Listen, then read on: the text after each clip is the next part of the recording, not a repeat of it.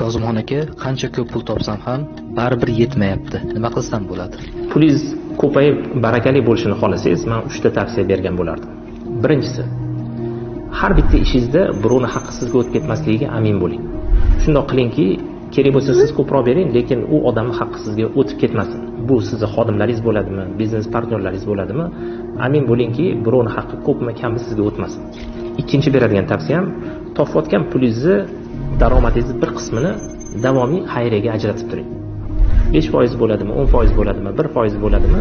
Ya'ni bu narsani davomiy qilib tursangiz, Xudo xolasa ishingizda baraka bo'ladi. Xayriya qilishda boy bo'lishi kutish shart emas.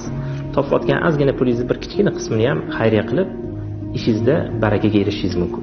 Uchinchi tavsiyam, hayotda yolg'on gapirmaslik sizni asosiy tamoyilingiz bo'lsin. Xodimlar bilan bo'ladimi, sheriklar bilan bo'ladimi, mijozlar bilan bo'ladimi, hech qachon yolg'on aralashtirmang.